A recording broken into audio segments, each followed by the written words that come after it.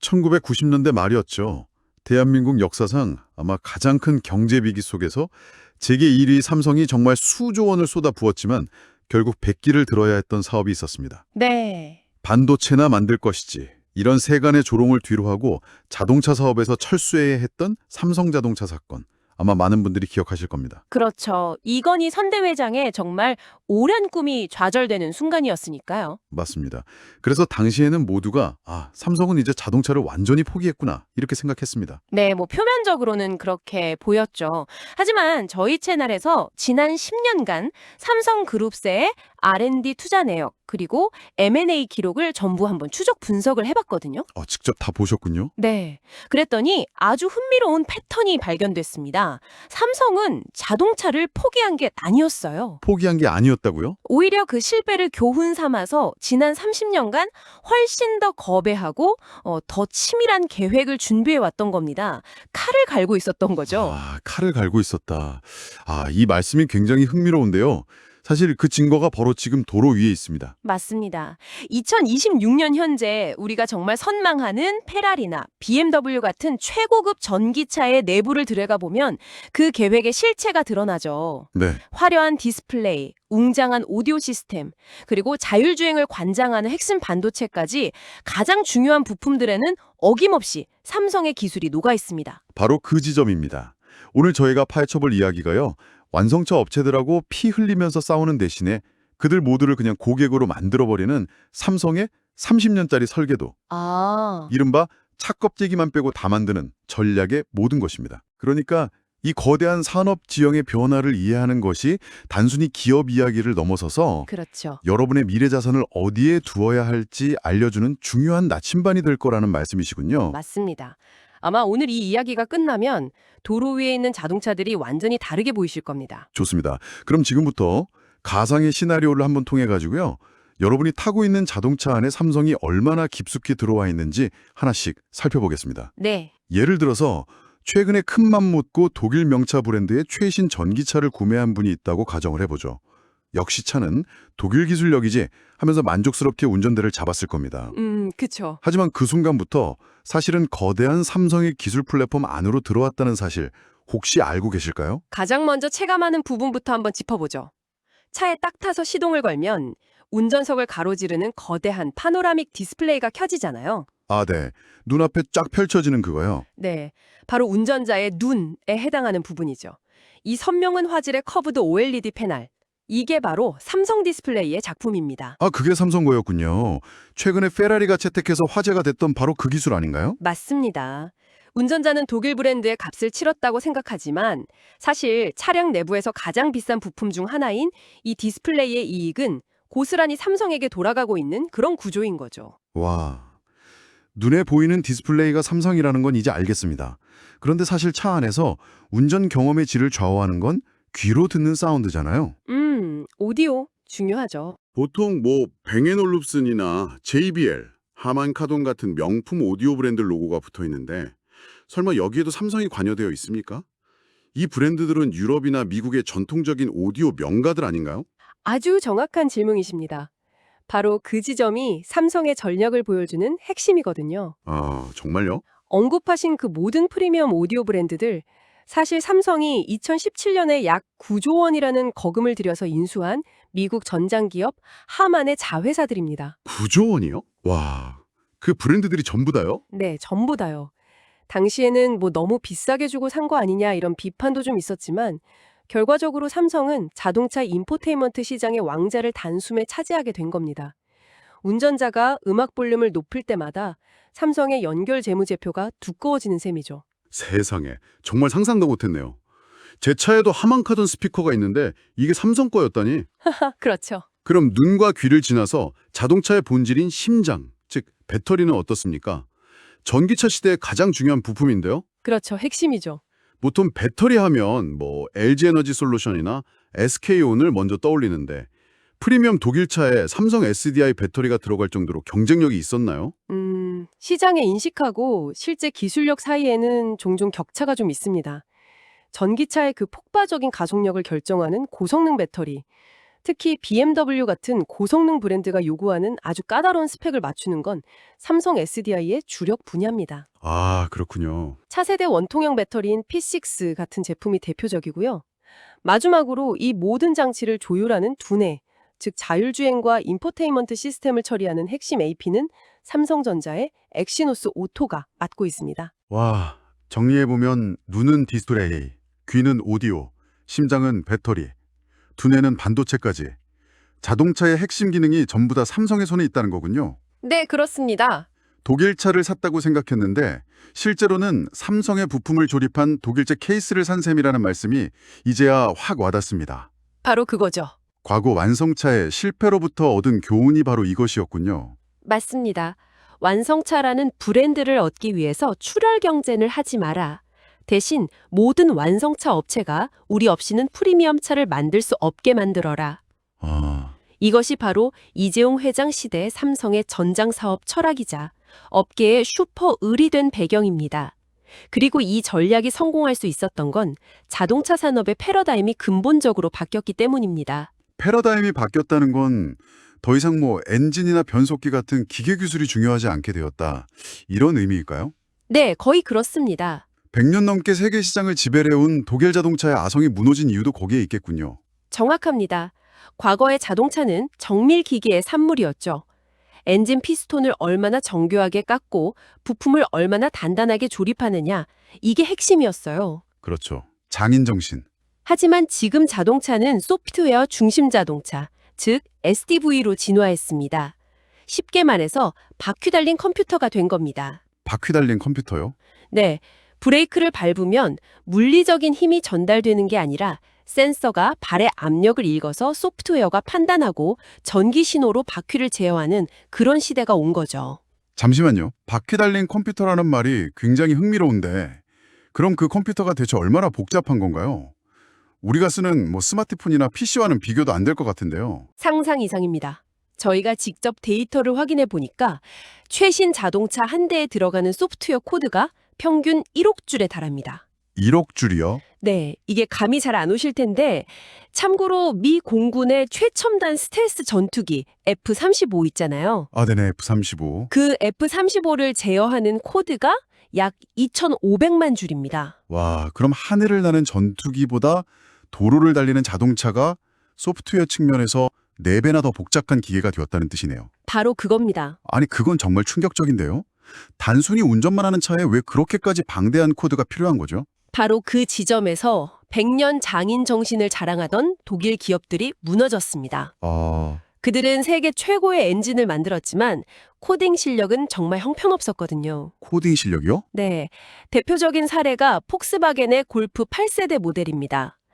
야심차게 출시했는데 소프트웨어 오류가 끊이지 않아서 대규모 리콜 사태를 겪었죠. 아, 저도 그 뉴스 본 기억이 납니다. 원인을 파헤쳐 보니까 에어컨, 브레이크, 인포테인먼트 이런 각 부품을 만드는 협력사들이 제각기 다른 프로그래밍 언어를 쓴 겁니다. 아, 서로 말이 안 통했군요. 그렇죠.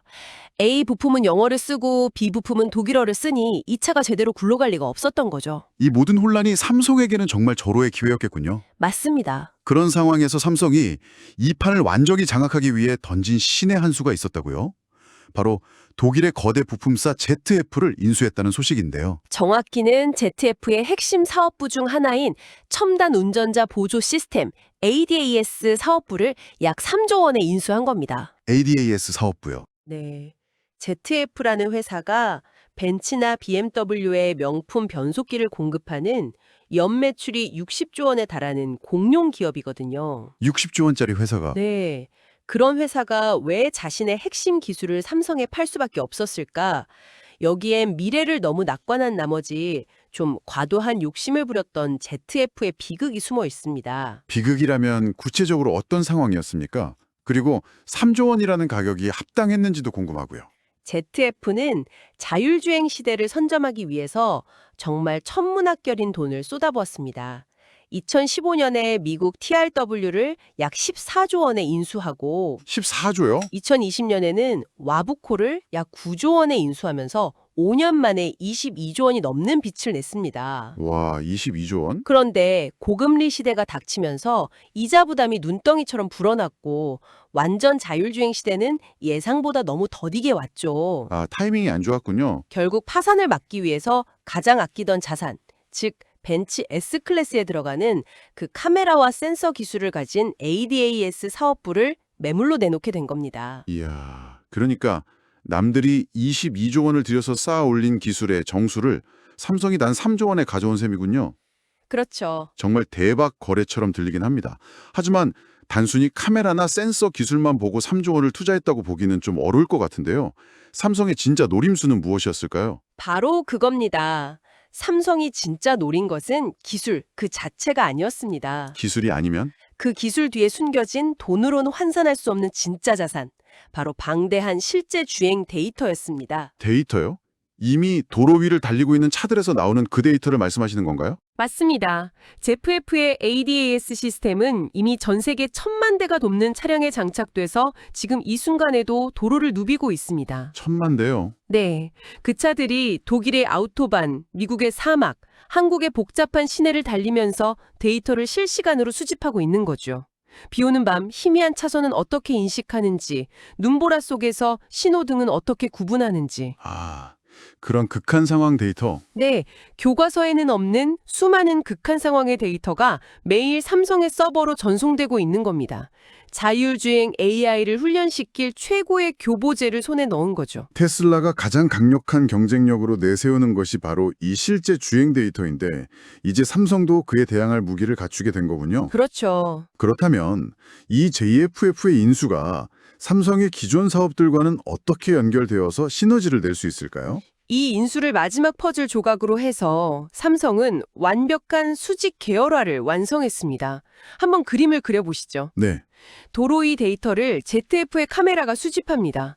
이 방대한 데이터는 삼성전자의 SSD에 저장되고 삼성의 HBM 반도체가 이 데이터를 학습시켜서 AI를 만들죠. 아, 학습까지? 이렇게 똑똑해진 AI의 두뇌는 삼성의 엑시노스 오토 칩이 되고요.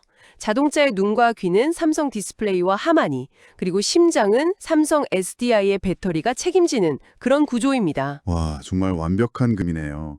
자동차에 필요한 모든 핵심 솔루션을 그룹 내에서 자체적으로 다 해결할 수 있다는 거군요. 그렇죠. 하지만 한편으로는 이렇게 모든 걸 한 회사에 묶어두는 게 좀 리스크가 될 수도 있지 않을까요? 한 곳에서 문제가 생기면 전체가 흔들릴 수 있잖아요.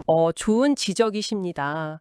하지만 지금 자동차 제조사들이 겪는 고통을 생각하면 그 리스크를 감수하고서라도 삼성의 통합 플랫폼을 선택할 수밖에 없습니다. 아, 왜죠? 아까 그 폭스바겐의 사례처럼 각기 다른 회사의 부품을 사서 조립하다가 소프트웨어 충돌로 골머리를 앓는 것보다 처음부터 완벽하게 호환되도록 설계된 삼성의 솔루션을 통째로 사오는 게 훨씬 싸고 효율적이기 때문입니다. 그 고객사 명단에 현대차도 포함된다는 점이 굉장히 흥미롭습니다. 오랫동안 삼성과 현대차는 그 미묘한 경쟁 관계 때문에 서로의 부품을 쓰지 않는다는 불문율 같은 게 있었는데요. 그 불문율은 이제 옛말이 되었습니다. 아, 깨졌군요. 네, 저희가 업계 관계자들을 통해 확인한 바에 따르면 제네시스의 차세대 모델과 아이오닉 시리즈의 핵심 두뇌로 삼성의 엑시노스 오토가 전격 탑재됩니다. 와, 정말요? 이건 단순한 부품 공급을 넘어섭니다. 중국의 저가 전기차 공세 속에서 이대로 각자 싸우다가는 둘 다 죽는다는 위기감을 정의선 회장과 이재용 회장이 공유한 결과죠. 아, 현대차의 몸과 삼성의 뇌가 결합한 이른바 코리아 원팀의 탄생이라고 볼 수 있습니다. 여기에 삼성의 궁극적인 히든카드까지 줄미되어 있다고 들었습니다. 바로 2027년 양산을 목표로 하는 전고체 배터리죠. 그렇습니다. 중국이 저렴한 LFF 배터리로 시장을 장악하려고 할 때 삼성은 게임의 판도를 바꿀 초격차 기술을 준비하고 있었던 겁니다. 초격차 기술. 네, 전고체 배터리는 에너지 밀도가 기존 리튬이온 배터리보다 월등히 높아서 주행거리가 획기적으로 늘어나고요. 구조적으로 안정적이어서 화재 위험이 거의 없습니다. 2027년 이후 프리미엄 전기차 시장의 왕자는 이 전고체 배터리를 가진 자가 차지하게 될 겁니다. 자, 그럼 이제 많은 분들이 가장 궁금해할 질문을 한번 던져보겠습니다. 이 정도 기술력, 데이터, 자본까지 다 갖췄으면 삼성이 직접 갤럭시 카 같은 완성체를 만들 수도 있지 않을까요?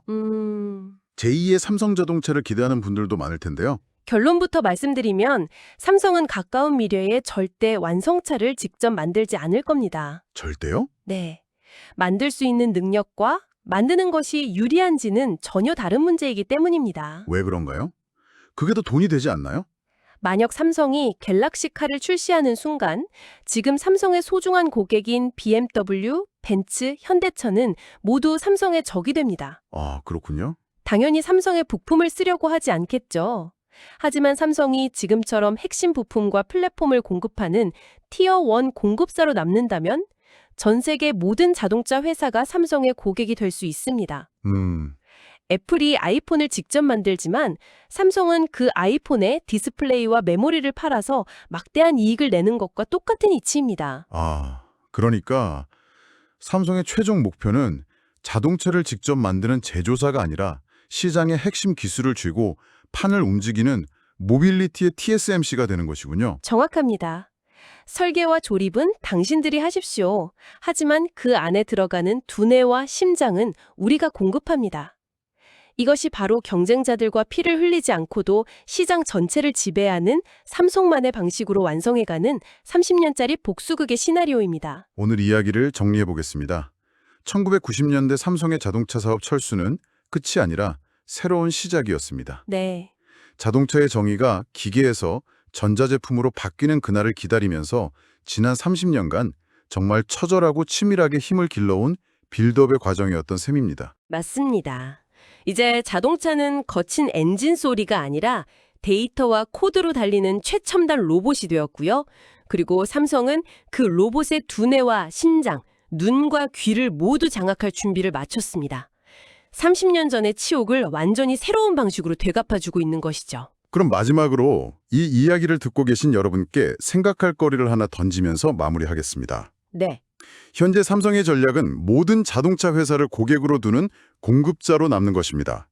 하지만 이제 하드웨어, 소프트웨어, 데이터, 자본력까지 마음만 허구면 하룻밤 만에 세계 최고의 자동차 회사가 될 모든 조각을 맞춘 상태입니다. 과연 미래에 어떤 사건이 터지면 삼성이 마침내 지금의 전략을 수정하고 자동차에 삼성이라는 로고를 직접 붙이게 될까요?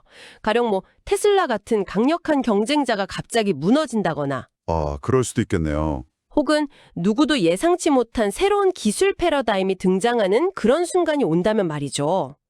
이 질문에 대한 답을 각자 고민해 보시는 것이 앞으로 펼쳐질 모빌리티 산업의 미래를 읽는 중요한 관점이 될 것입니다. 오늘 이 이야기가 여러분의 경제적 안목을 넓히는 데 도움이 되었다면 저희 행복한 경제학 채널에 구독과 좋아요를 꼭 부탁드립니다. 네, 부탁드립니다. 그리고 이 영상이 가치 있다고 생각하신다면 주변 분들께 공유해 주십시오. 여러분의 공유 하나하나가 더 많은 분들이 경제의 큰 흐름을 꿰뚫어보고 함께 건강한 투자 생태계를 만드는 데 정말 큰 힘이 됩니다.